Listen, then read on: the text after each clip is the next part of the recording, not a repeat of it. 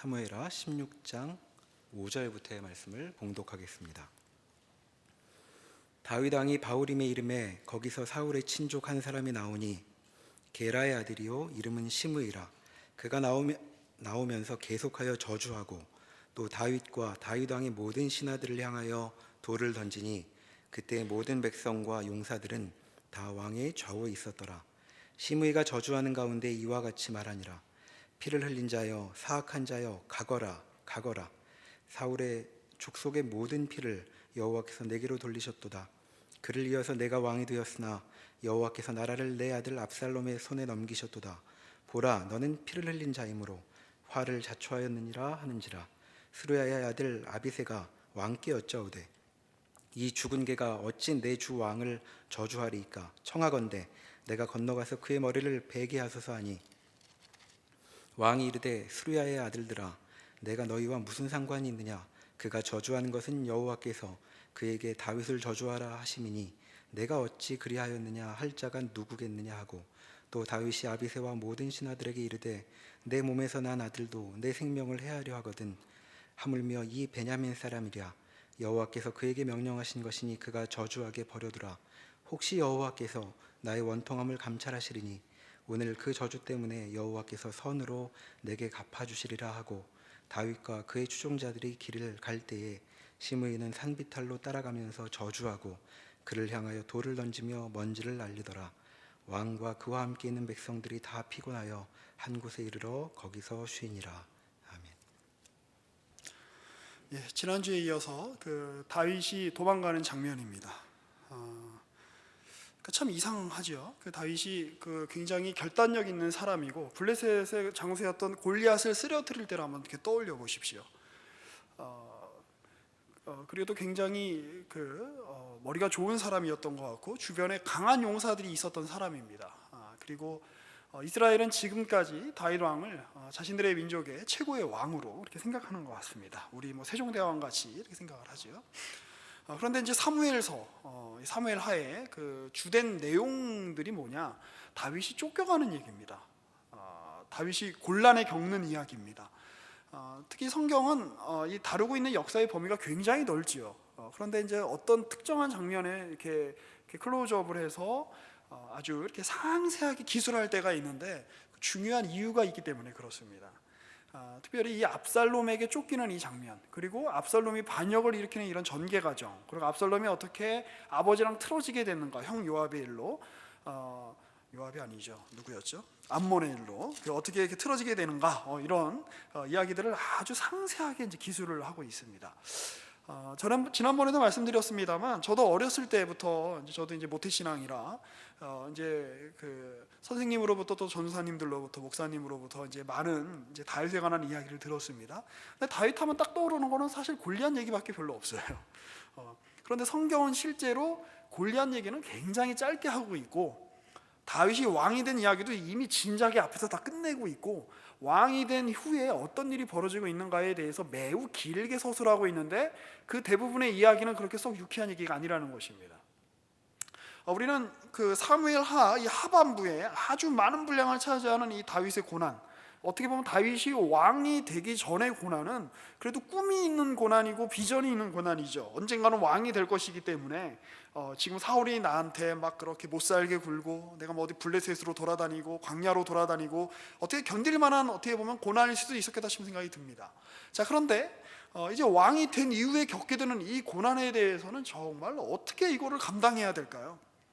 이미 네가 왕이 되리라, 그리고 내가 너에게 축복을 하리라, 내가 너와 언약을 세우리라 라고 하셨는데 이렇게 계속해서 왕위가 위협을 당하고 이 자식들은 정말 콩가루 집안처럼 됐고 이게 지금 무슨 소망이 있는가 라는 생각을 우리는 이 본문들을 보면서 안 할 수가 없습니다.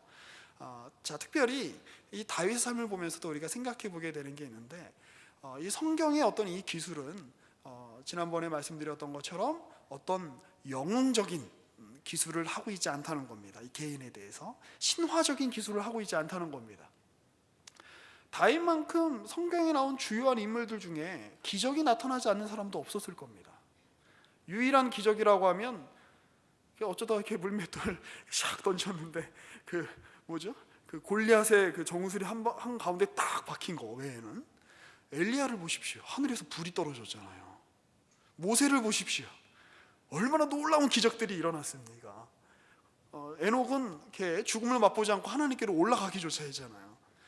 그런데 이 성경에서 오랫동안 다루고 있고 성경에서 매우 아주 중요한 인물 중에 하나인 다윗의 삶을 보세요. 특별한 기적이 없습니다. 그래서 유진 피터슨이라는 작가는 이 다윗에 관한 이제 이 글을 쓰면서 책 제목을 다윗 현실의 뿌리 박은 영성이라는 이제 이런 제목으로 책을 내기도 했죠. 그런 점에서 저는 이 다윗 왕의 이야기들이 우리에게 와닿는 부분들이 매우 많다고 생각이 듭니다. 왜 그런지 함께 같이 살펴보겠습니다. 자, 오늘 우리가 살펴본 이 에피소드는 다윗이 압살롬, 자기 아들, 자기가 너무너무 아꼈던 아들, 이 아들의 이제 일으킨 그 반역을 피해서 능력 있는 아들, 잘생긴 아들, 머리가 너무너무 잘 자라서 정말 이렇게 자른 머리털을 세 보면 정말 무게가 많이 나갔던 이 아들, 똑똑한 아들, 아주 그냥 주도 면밀한 이 아들에 의하여 반역을 당하고 쫓겨나가는 과정이 있습니다. 그런데 어디서 시므이라는 친구가 와요. 그래서 막 다윗한테 막 욕을 합니다. 저주를 막 하죠. 7절에 보면 막 저주하고 네가 피 흘렸고 너는 사악한 자고 네가 이래서 이런 고난을 당하는 거야. 그러면서 막 저주를 퍼붓습니다. 이유가 있죠. 사람은 우리가 초반에 이제 이제 사울의 어떤 그 후예들, 사울을 추종했던 이들과 이제 유다 족속들이 이제 다윗으로 말미암아 이제 점점 권력을 얻게 되면서 부딪히게 됐을 때 그때 나왔던 이제 아비새와 요압과 그리고 이제 그 누구죠? 북유 이제 이스라엘의 그 장관이었던 아브넬과의 어떤 그런 이제 그 싸움에 의해서도 우리가 볼 수 있었듯이 어떤 이제 자기가 처한 어떤 이제 그 자리가 사실 명분이나 논리나 그 어떤 그 심지어는 어떤 신앙보다도 더 우선할 때가 이렇게 있어 보입니다. 이 시므이가 욕한 이유는 하나죠. 왜 그럴까요? 5절 보세요. 다윗 왕이 바후림이라는 데 이제 이르렀는데 거기서 사울의 친족입니다. 이 사람은. 그러니까 이 사람은 다윗이 아무리 정치를 잘해도 선정을 베풀어도 다윗을 미워할 수밖에 없는 입장인 거죠. 왜? 사울의 친족이니까. 다윗 때문에 자기의 기득권을 다 뺏겼으니까. 그래서 막 욕을 하죠. 그러니까 다윗 주변에 있던 누구들이 또 이제 화를 냅니까? 이 사람들 역시 다윗의 친족이죠. 스루야의 아들 중에는 요압이 있었고 아비새가 있었는데 그 중에 9절에 보니까 아비새가 승질을 막 내지요.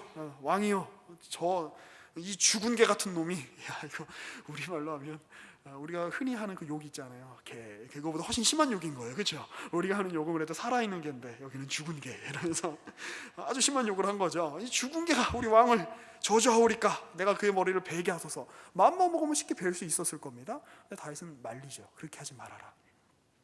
일단 표면적으로는 다윗이 굉장히 영민한 사람이었던 것 같습니다. 그러니까 정치적 감각이 있었다고 봐야죠. 왜냐하면 그렇지 않아도 지금 압살롬에게 누가 붙었냐면 유다의 장로들이 붙었습니다. 그리고 헤브론에서 왕위로 어떤 이제 올라가는 어떤 왕이 선포식을 했고, 그런 와중에 그 전통적으로 그 사울 왕의 후예였던, 그리고 이스라엘의 아주 유력한 사람들이자 다윗에게 반감을 품고 있었던 사람들조차, 예를 들어 시므이를 확 죽여버리면 그 사람들이 완전히 압살롬으로 돌아가게 되겠죠. 압살롬 편으로. 그러면 이제 다윗에게 영영 기회가 없을지도 모릅니다. 그래서 많은 학자들은 그렇게도 해석을 합니다. 정치적인 이유로 다윗이. 그런데 이제 아무리 이제 그렇다라고 친다라고 할지라도 이 다윗의 태도는 굉장히 어떻게 보면 놀랍습니다. 저 같으면 정말 화가 났을 것 같거든요. 생각해 보세요. 그러니까 약간 아비새의 마음이나 요압의 마음이 그런 거 아닐까요? 그러니까 왕궁에서 떵떵거리며 살고 있다가, 왕으로 살고 있다가 내가 그렇게 아껴줬는데, 사실 법대로 치자면 압살롬은 죽어야 되는 상황이죠. 암논 왕자를 죽였으니까 죽어야 되는 상황인데 그걸 살려줬더니, 그걸 봐줬더니 감히 배반을 하고 반역을 일으켜. 그렇지 않아도 막 화가 나서 죽겠는데 이제 누구든 하나 걸리기만 해봐라 막 이러는 거 아닙니까? 우리 주중에 이제 여러분들이 어떤 일이 있었는지 모르지만 그 회사에서 이제 힘든 일이 있고 이렇게 어려운 일이 있고 뭐 또 여자친구한테 차이고 남자친구한테 차이고 이러면 이제 그런 마음으로 오는 거 아니에요. 교회 딱 와서 누가 하나 걸리기만 해봐라. 딱 이렇게 목사님이 뭐 이렇게 이상한 소리 하면 내가 바로 아니 우리 조원들 중에 누가 이상한 소리 하면 내가 바로. 약간 이 사람들 심정도 그랬을 거예요. 다윗이 또 사람인데 그렇지 않았을까요? 누가 하나 걸리기만 해봐라. 아주 그냥 아작을 내버리리라. 요절을 내서 본보기로 보여주리라. 어떤 그 분노를 막 쏟아낼 대상을 그렇지 않아도 찾을 만한 상황이었을 겁니다.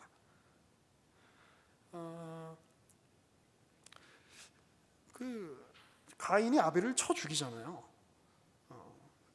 그 왜 죽였을까? 이제 제가 요즘 그 아주 중요한 제 어떤 이렇게 화두 중에 하나인데, 아유 목사가 화두란 말을 쓰면 안 되는데 어쨌든 이게 중요한 제 어떤 고민거리 중에 하나인데 여러 이유가 있었을 것 같습니다. 그런데 이제 어떤 학자들은 이제 이런 해석도 해요. 그게 뭐냐면 이제 그 아벨이 이제 하나님께 바쳤던 어떤 이제 이 제사, 그러죠. 가인도 하나님께 이제 제사를 바쳤죠. 일종의 이제 희생 제사였는데 하나님과 어떤 자신과의 어떤 그 이 틀어진 관계, 인간과의 이 틀어진 관계를 아벨은 이제 그 양을 잡아서 이제 동물의 어떤 희생의 어떤 제사로 하나님께 이제 드리고 이제 그게 이제 관계가 회복되었다는 이야기죠. 뭐 영구적인 내용은 아니겠지만, 그런데 이제 가인의 어떤 그 화해 그리고 가인의 제사는 하나님 받지 않으시죠. 그래서 이 불편한 관계가 계속 어떻게 보면 지속돼 있는 거죠. 하나님과 인간과의 어떻게 보면 이 불편한 관계, 적대적인 관계를 어떻게든 해결을 해야 되는데 양을 잡아서 해결을 하든 그 예수 그리스도를 통해서 이제 결국 궁극적으로 해결이 되는 거죠. 해결해야 되는데 이게 해결이 되지 않으니까 결국에는 이제 다른 희생물을 찾은 게 바로 가인이었다라고 이제 해석하는 그런 이제 학자들도 있습니다. 약간 좀 무리한 해석일 수는 있지만 일리가 있는 해석 같아 보입니다. 우리도 사실 우리 일상생활에서 일어나는 일을 보면 우리가 쉽게 우리가 어떻게 보게 되잖아요. 가끔 보면 내가 종로에서 뺨 맞고 어디 가서 화풀이 하죠? 을지로 가서 하나요? 어디 충정로 가서 하나요? 잘 기억은 안 나는데 어쨌든 화낼 대상이 아닌데 가서 이렇게 화를 이렇게 내고 분명히 그 인과관계가 그렇게 뚜렷이 없는데 다른 데 가서 이렇게 분노를 이렇게 막 이렇게 쏟아낼 때가 있죠. 근데 그게 어떻게 보면 이제 그 인간 사회에 있는 아주 그 중요한 그 비극의 이제 어떤 그 내용 중에 이제 하나라는 이제 생각이 듭니다. 좀 이따가 더 말씀을 좀 드리겠습니다. 자, 근데 어쨌든 저 같으면 이제 아마 이 시므이를 아주 본보기로 확 이제 죽였을 거예요. 그런데 이제 다윗은 그렇게 하지 않지요. 뭐라 그러냐면 10절 한번 보십시오. 왕이 이르되 스루아의 아들들아, 내가 너희와 무슨 상관이 있느냐? 그가 저주하는 것은 여호와께서 그에게 다윗을 저주하라 하심이니 내가 어찌 그리하였느냐 할 자가 누구겠느냐 하고. 다윗이 이렇게 훌륭해졌죠. 어떻게 왕이 이런 태도를 가질 수 있죠? 한 나라의 권력자가. 옛날에는 보지 못했던 구절이에요. 최근에 와서 설교 준비를 하면서 사무엘 하를 읽다가 눈에 들어오게 된 구절입니다. 왕인데 이 지금 시므이가 나한테 이렇게 저주하는 거는 하나님이 나한테 그렇게 하시는 걸 수 있지 않겠냐? 내가 뭐라 그러겠냐? 하나님이 그렇게 하시는데. 놀랍죠. 그러니까 아마 다윗의 동기에는 아마 그 하나의 동기만 있지는 않았을 가능성도 있습니다. 우리가 어떤 일을 할 때에 순수하게 하나의 동기만 있지는 않잖아요. 우리가 물론 여기 하나님을 예배하러 나오지요. 물론 이렇게 우리 이렇게 목사님의 말씀을 들으러 나오지요. 그러나 그 동기만 있는 것 같지는 않아요. 이렇게 보면 우리 조에 이번에 조가 바뀌었는데 조장님이 예뻐서 나오는 걸 수도 있고, 아니면 뭐 조장 오빠가 괜찮아서 나오는 걸 수도 있고, 뭐 동기는 다양할 수 있지 않겠습니까? 다윗은 분명히 정치적인 감각이 있는 사람이었기 때문에 지금 시므이를 죽이면 북이스라엘 전체를 사울 왕에게 이제 어떤 심정적인 어떤 동정을 보냈던 많은 세력을 자신의 적으로 삼게 될지 모른다라고 하는 정치적인 계산이 없다고 할 수는 없을 겁니다.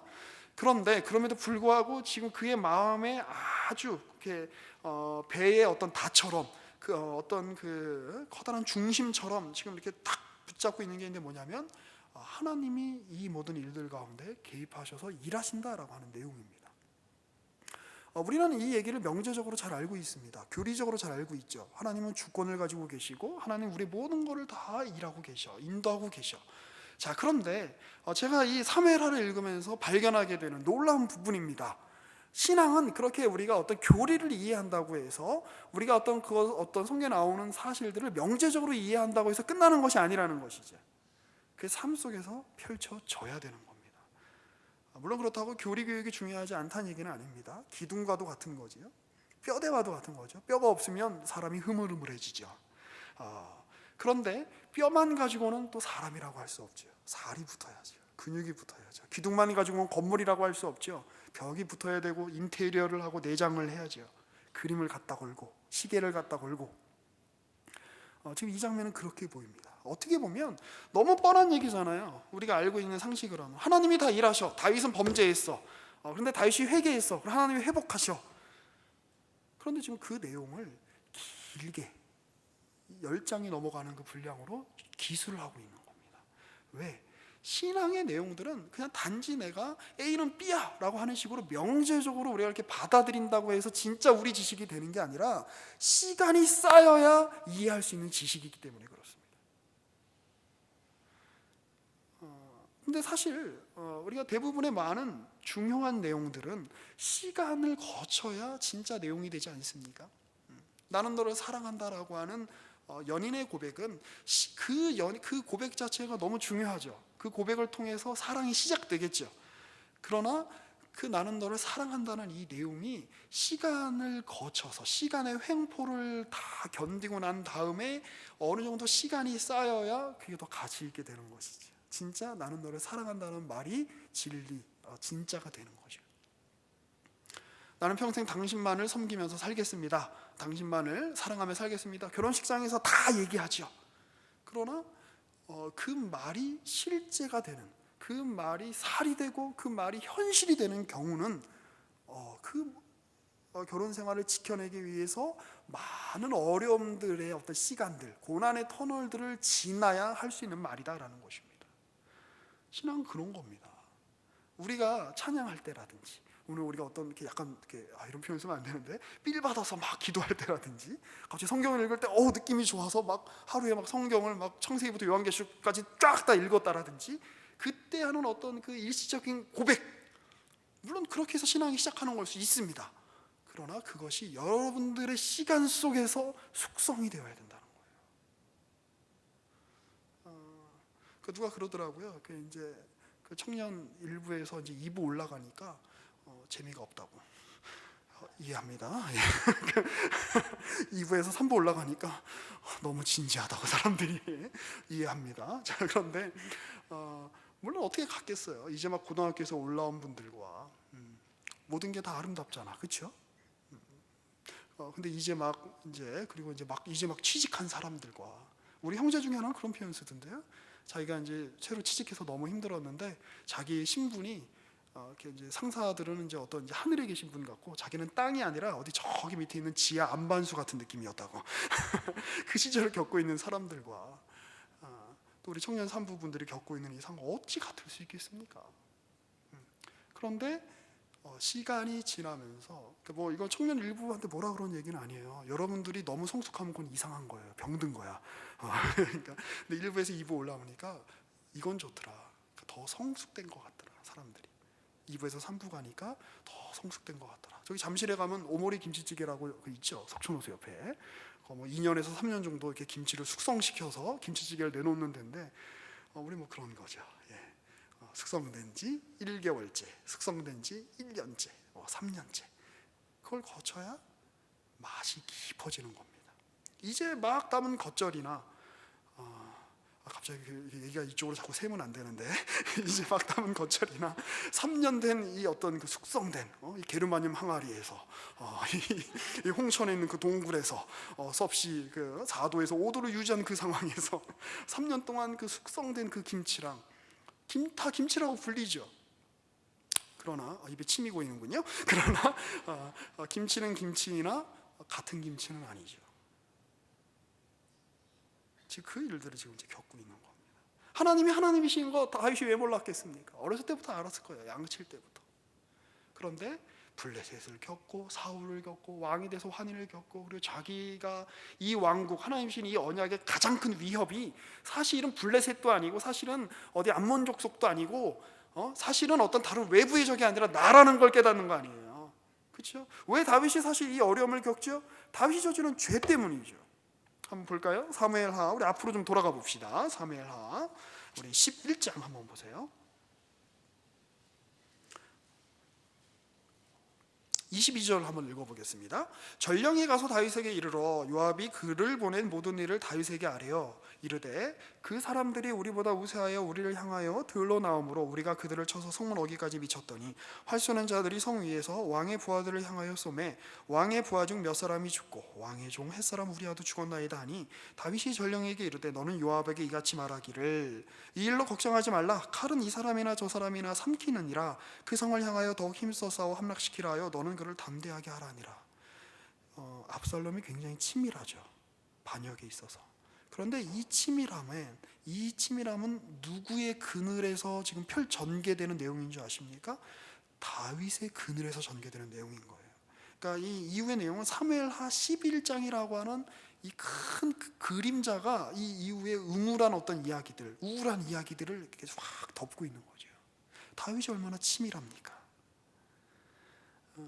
다윗이 이제 전투의 현장에 나아가지 않고 그 예루살렘 왕궁에 있었다는 설에 대해서는 두 가지 이제 설이 있어요. 하나는 다윗이 게을러서, 그러니까 이제 배가 불러서 이제 현장에 안 가 있고 뒤에 있는. 또 다른 설은 저는 그게 맞다고 생각이 되는데, 이제 다윗의 장수들이 이 고대 전쟁이라고 하는 거는 사실 이 대빵이 누구냐가 중요한 거잖아요. 그래서 막 전쟁 나갔다가 다윗이 죽기라도 하면 이제 다윗은 한 나라의 왕인데 심각하지 않냐. 그러니까 다윗은 이렇게 왕궁에서 총 이렇게 전체적인 이제 지휘만 하시고, 그러니까 몸을 지켜라, 우리가 알아서 하겠다. 그래서 아마 다윗이 왕궁에 있었을 거다라고 이제 생각하시는 분들인데, 저는 약간 후자가 더 맞지 않나 생각이 듭니다. 자, 그런데 그렇게 있다가 누구를 본 거예요? 그녀 밧세바를 본 거 아니에요. 오늘같이 봄바람이 살랑살랑 부는 그런 날에 밧세바를 보고 간음을 하고, 그리고 나서 이 일을 뒤처리하는데 얼마나 치밀합니까? 전장에 나아가 있는, 최전방에 나가 있는 우리아를 오라 그래라. 사실 왕이 한 병사를, 그래도 이제 약간 이렇게 장교급이었겠지만 병사를 불러다가 이렇게 막 술도 따라주고, 야, 너 수고한다, 이제 집에 가야지. 얼마나 치밀합니까? 왕의 어떤 인애, 왕의 어떤 자비함을 보여주는 내용 같지요. 그러나 그 의미는 뭐예요? 자기의 어떤 그 잘못을 덮으려는 치밀한 계획이 있는 거죠. 근데 우리아가 안 가죠. 버티죠. 그러니까 무슨 생각을 해요? 죽여야겠다 생각을 하죠. 요압에게 편지를 보내죠. 너 우리아를 최전방에 보내라. 그리고 니네들은 빠져라. 자, 그런데 요압이 그대로 합니다. 그래서 이제 그 공성전을 하는데, 사실 공성전에 있어서는 그 무리하게 성벽 바로 밑에 가면 굉장히 위험한 거죠. 그래서 여기 이제 그 앞에 읽지 않았습니다만 요압이 이야기하죠. 옛날에도 그 기드온의 아들이 이렇게 막 성 밑에서 이렇게 하다가 여인이 던진 돌에 맞아 죽지 않았냐. 그런데 지금 우리아가 그렇게 죽었거든요. 그러니까 요압도 걱정이 되는 거예요. 다윗이 혹은 이제 왕궁에 있는 세력들이 그렇게 너무나 쉬운 이 전략, 그러니까 쓰면 안 되는 이 전략도 모르고 그렇게 용병을 했단 말이냐 하면서 그렇게 자기를 지적할 게 두려워서 사자를 보내는 거예요, 다윗에게. 우리아라든지 몇몇 사람들이 죽었습니다, 앞에 있다가. 그런데 너 왜 그렇게 용병을 했냐라고 다윗이 그렇게 이야기할지도 모른다는 생각이 드니까, 그러니까 이 다윗이나 요압이나 엄청 정치적인 머리가 잘 돌아가는 사람들인 거예요. 그러니까 마지막 말에 무슨 말을 하냐면, 그런데 햇사람 우리아도 죽었습니다 라고 마지막에 이야기해라. 사자한테 그렇게 이야기합니다. 사자가 그 얘기를 딱 하죠. 다윗이 알아차렸죠. 그러니까 다윗이 뭐라 그러는 줄 알아요? 멋진 속담 같은 이야기를 합니다. 25절에 한번 보시면, 전령에게 이르되 다윗이 너는 요압에게 이같이 말하기를 이 일로 걱정하지 말아라. 네가 병사를 잘못 운용했다고, 전략을 잘못 짰다고 뭐라 하지 않을 거다. 그리고 뭐라고 이야기해요? 칼은 이 사람이나 저 사람이나 삼키느니라. 명언이죠. 칼은 이렇게 막 싸우다 보면 우리 편을 죽일 수도 있고 상대편을 죽일 수도 있고 무슨 일이 생길지 모르는 거야. 얼마나 지혜로운 말같이 들립니까? 그러나 이 지혜가 크면 클수록 그가 감추려고 하는 이 죄악의 깊이, 죄악의 무서움은, 죄악의 그 심려는 더 드러나게 되는 거죠.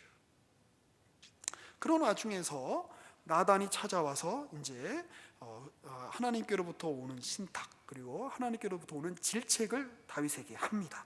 그리고 하나님께서 이렇게 말씀하시죠. 이 나단을 통해서 12장 10절을 한번 보세요. 자, 9절부터 한번 볼까요? 9절. 그러한데 어찌하여 내가 여호와의 말씀을 업신여기고 나보기에 악을 행하였느냐. 이 앞에 9절은 그거죠. 네가 필요하다 그러면 내가 더 주었을 거다. 내가 너를 얼마나 사랑하는데, 내가 너를 아무것도 없던 목동 시절에서 그 사울의 모든 것을 다 피하게 해주고 보호해주고, 그래서 사울에게 있던 모든 걸 내가 너에게 다 주지 않았냐. 그런데 네가 나한테 달라 그랬으면 더 줬을 텐데 네가 지금 내 앞에서 악을 행했다라고 이야기하는 거죠. 내 말을 어겼다. 근데 좀 이상하죠. 한 나라의 왕인데 아무 여인이든 취하는 게 과연 잘못이었겠습니까? 다른 이방 민족이었다면 아무 문제가 되지 않는 내용이었을 겁니다.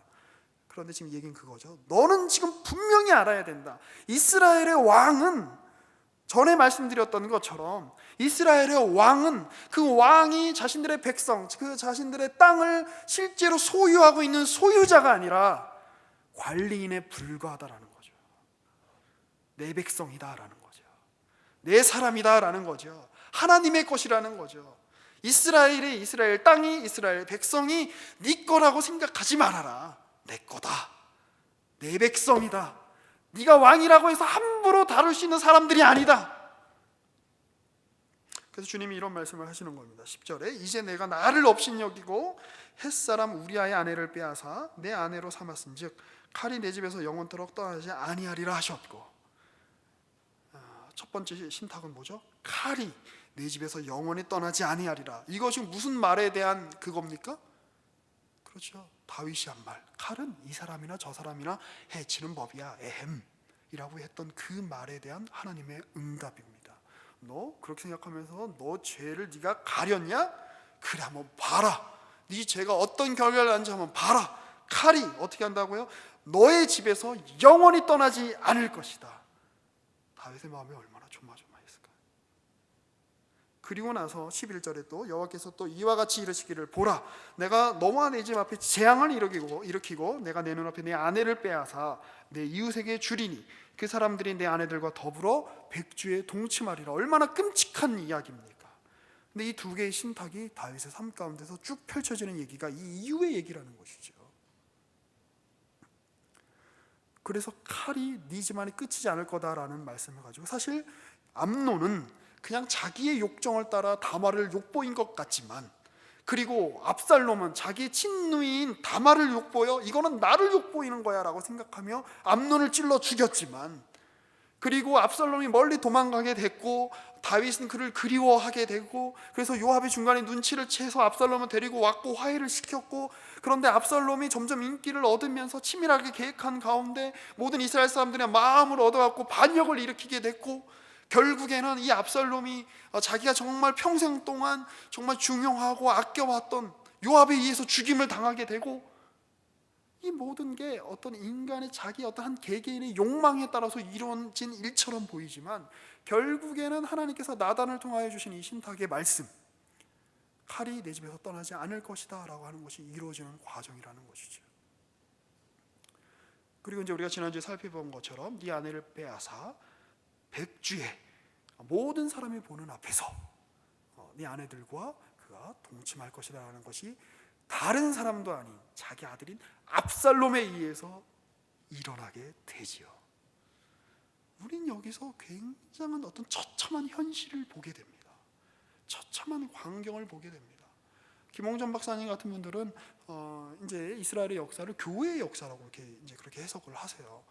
교회의 역사인데, 교회의 일인데, 하나님의 선민의 일인데 어떻게 이런 무시무시한 일들이 일어날 수 있는가? 그러나 우리가 교회살, 우리의 교회살을 생각해 보면 사실 그렇게 놀랄 일도 아니지 않습니까? 얼마나 별별 일들이 다 일어납니까? 하나님의 백성임에도 불구하고 이 성도들을 하나님의 백성으로 여기지 않는 수많은 주의 종님들,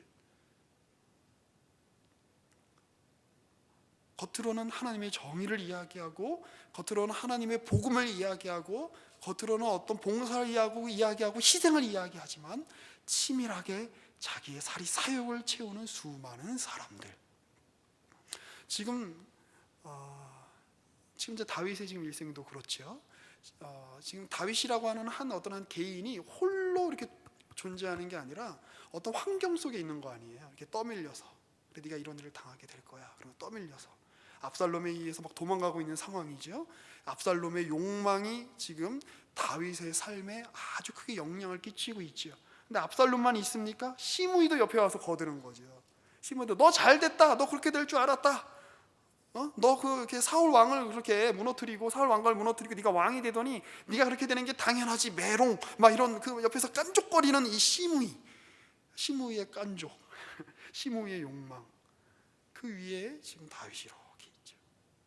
마치 외줄 타기가 아니라 여러 어떤 그 거미가 그 거미줄을 타는 것처럼 한 개인의 삶이라는 거는 여러 욕망의 금을 위해서 그게 나의 욕망이기도 하고 타인의 욕망이기도 하죠. 타인들의 욕망이기도 하고 그 욕망의 그물 속에서 이렇게 출렁출렁 춤을 추며 위태로운 춤을 추며 살아가는 인생 같지요. 또 앞에 또 재밌는 사람 나오잖아요. 16장으로 한번 다시 넘어가 보실까요? 16장 1절부터 보면 다윗이 마루통을 조금 지나니 무비보셋의 종 발음을 잘해야죠. 그 시바가 나오죠. 시바가 누굽니까? 잘 아는 것처럼 요나단의 아들이었던 무비보셋의 종입니다. 근데 이 시바가 이렇게 다윗에게 와가지고 떡도 주고 건포도도 주고 과일도 주고 포도도 주고 다윗을 맞이하죠. 다윗이 이상하죠. 얘는 무비보셋의 종이니까, 그러니까 친사울파잖아요. 친사울파인데 왜 나한테 잘해주지 물어보죠. 그런데 이 시바가 이렇게 이야기하니까 시바도 굉장히 영민한 사람이었던 거죠.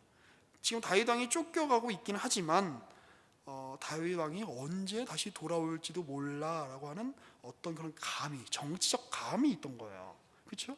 요때가 기회다. 그래서 다윗에게 잘해주죠. 다윗이 감격하죠. 좋잖아요. 그렇죠? 남들은 다 나를 버리고 도망갔는데 얘가 지금 와서 나한테 잘해주니까. 그래서 야 무비보셋에게 줬던 땅 너한테 준다. 네가 다 가져라 이러죠. 근데 나중에 이제 우리가 살펴봐서 알지요. 다윗이 돌아와서 보니까 무비보셋이 정말 다윗을 배신한 게 아니었잖아요. 시바는 지금 무비보셋이 다윗을 배신했다고 지금 이야기하잖아요. 압살롬이 반역을 일으킨 게 무비보셋을 이렇게 왕으로 세우기 위한 겁니다. 뭐 이런 식으로까지 막 이야기하잖아요. 근데 그게 아니었다는 걸 알게 되죠. 근데 다윗은 지금 여기서의 다윗은 아직 모르는 거예요. 그러니까 이 다윗의 이 어려움, 나라의 어려움을 통해서 한몫 잡아보려고 하는 시바의 욕망이 지금도 다윗의 삶을 감싸고 있죠. 우리 개인의 삶이 그렇지 않습니까? 우리의 현실이라는 것이 나 혼자만의 어떤 욕망과 나 혼자만의 의도로 이루어지는 것이 아니라 사는 건 내가 사는 건데 수많은 내 주변에 가깝거나 멀거나 나를 적대시하거나 나와 친하거나 아니면 나를 이용하려 하거나 나를 써먹으려 하거나 하는 그 수많은 욕망의 그물 속에서 위태위태하게 우리 인생을 살아가죠. 자, 그런데 그런 그 속에서 우리는 과연 그리고 이제 그 중요한 욕망의 그물 중에 아주 또 중요한 욕망이 우리 개인의 내면의 욕망이죠. 결국 다윗 안에 있었던 이 내면의 욕망이 다윗 개인의 삶뿐만 아니라 이스라엘 전체를 지금 위기로 몰고 가고 있는 것이죠. 그리고 이 죄의 영향력이라는 것은 얼마나 무섭습니까? 치밀합니까?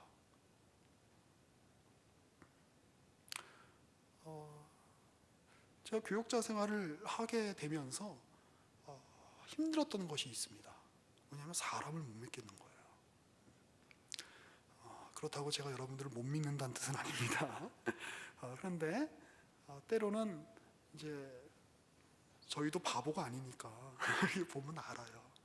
저 사람이 지금 무슨 일로 교육자 앞에 와서 이야기를 하는지, 어떤 갈등을 감추려고 하는지, 자기의 어떤 면을 감추고 다른 이들의 내가 생각하는 저 사람 나쁜 사람이야라고 하는 거를 이 교육자에게 동의시키기 위해서 온갖 미사역으로 다가오는 걸 느낄 때가 있어요. 그리고 저 한 개인도 그렇게 순수하지 않은 의도로 살아갈 때가 많죠.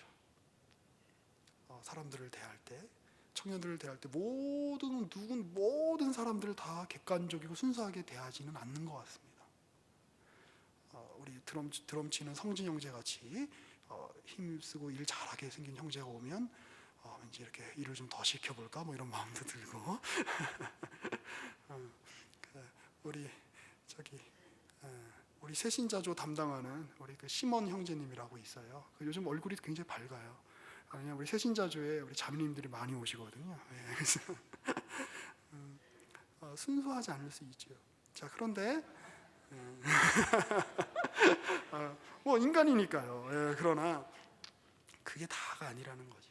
어떤 중요한 어떤 추 같은 어떤 내용들이 지금 다윗에게는 작용하고 있다는 거예요. 그러니까 다윗 주변의 인물들을 보면 그냥 다 자기 개인의 욕망을 따라서 욕망에 들뜬 암나귀처럼 순나귀처럼 그렇게 막 이렇게 살게 되고, 그 욕망들이 막 그물을 만들고 복잡한 양상들을 만들어내는데, 그리고 다윗도 거기에 막 열이 치이고 저희 치이고 이러는 거죠. 암논의 욕망에 치이고, 요압의 욕망에 치이고, 압살롬의 욕망에 치이고, 시바의 욕망에 치이고, 시므이의 욕망에 치이고, 이렇게 치이고 저렇게 치이고 하는데, 지금 다윗은 뭔가 좀 달라 보여요. 다윗은 훌륭하다 이런 얘기를 하려는 게 아니라 어떤 깨달음이 있어 보여요. 사무엘하 15장 24절 한번 보실까요? 보라, 사독과 그와 함께한 모든 레위 사람도 하나님의 언약궤를 메어다가 하나님의 궤를 내어놓고 아비아달도 올라가서 모든 백성이 성에서 나오기를 기다리도다. 이 개역판만 해도 이 앞에 보라라는 번역어가 없습니다. 그리고 이 보라라는 번역어가 없는 이제 성경 번역도 많아요. 근데 성경 원문을 보면 보라란 말이 있어요. 그러니까 주위에서 봐라.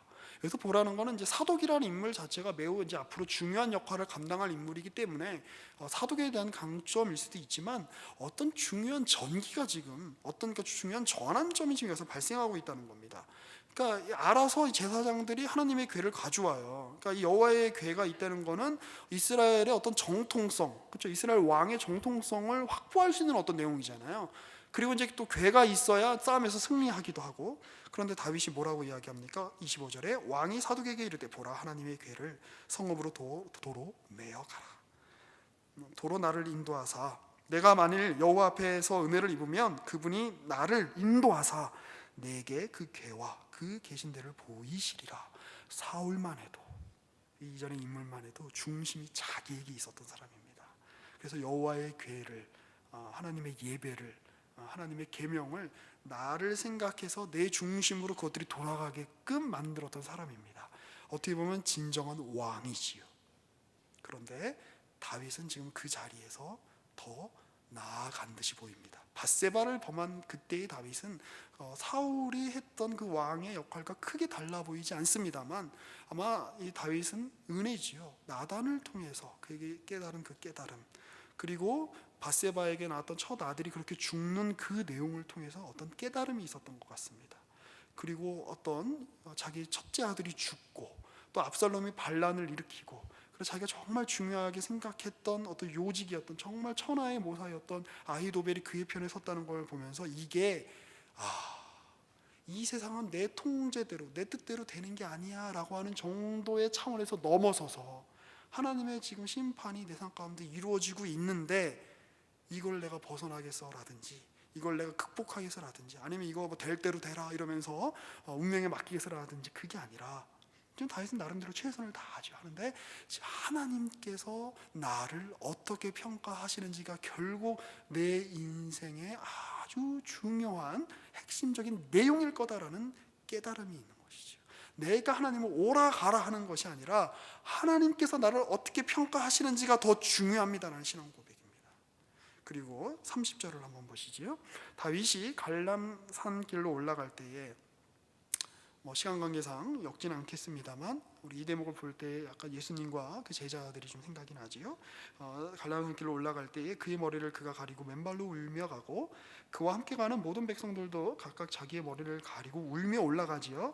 어떤 사람이 다윗에게 알리되 압살롬과 함께 모반한 자들 가운데 아히도벨이 있습니다. 그러니까 다윗이 이렇게 하죠. 여호와여, 원하옵건대 아히도벨의 모략을 어리석게 하옵소서라고 하나님께 잠깐 기도를 합니다. 그리고 딱 머물렀을까요? 여기 감람산은 영빨이 있는 데야. 나중에 예수님이 여기서 기도하실 때야. 이러면서 여기서 기도하면 하나님 모든 문제를 해결해 주셔. 이러고 끝났을까요? 아니요. 계속 현실 속을 걷습니다. 신앙은 이런 겁니다. 그랬더니 무슨 일이 일어납니까? 32절에 다윗이 하나님을 경배하는 마루터기에 이르러, 그러니까 사람들이 하나님을 경배했던 어떤 마루터기 있었나 봐요. 산 중턱이 있었는데 거기를 가니까 아렉 사람 후세가 오는데 다윗의 친구예요. 내가 널 쫓아가겠다 그랬더니 다윗이 그러지 마라. 네가 여기 남아서 나의 어떤 좀 이제 첩자가 되어 달라라고 해서, 결국에는 이 후세 때문에 압살롬이 아히도벨의 이야기를 듣지 않잖아요. 지난주에 살펴봤죠. 지난주에. 그리고 결국 이 후세의 역할 덕분에 다윗이 다시 돌아오게 됩니다. 성경은 절대로 우리의 현실에 대해서 이상적으로 그리고 있지 않습니다. 성경은 어떻게 보면 철저하게 현실적으로 우리의 현실을 그려냅니다. 그러나 그렇다고 해서 네가 철저하게 세속적으로 살아라라고 이야기하지 않습니다. 또 반대로 성경은 네가 현실을 도피하면 된다. 갈람산에서 열심히 40일 금식 기도하면 하나님이 네 왕위를 회복시켜 주실까, 그렇게 하지 않았어. 다윗도 그렇게 하지 않았어요. 네가 성경을 열심히 읽으면 하나님께서 널 회복시켜 주실 거야, 그렇게 이야기하지 않았어요. 현실을 살아가야 됩니다. 성경에서의 그러나 현실은 어떤 현실입니까? 하나님이 일하심이 펼쳐지는 현실이요, 우리가 때마다 하나님의 도우심을 구하고 우리가 어떤 존재인가를 인식하고 경험해야 되는 현실이다라고 하는 겁니다.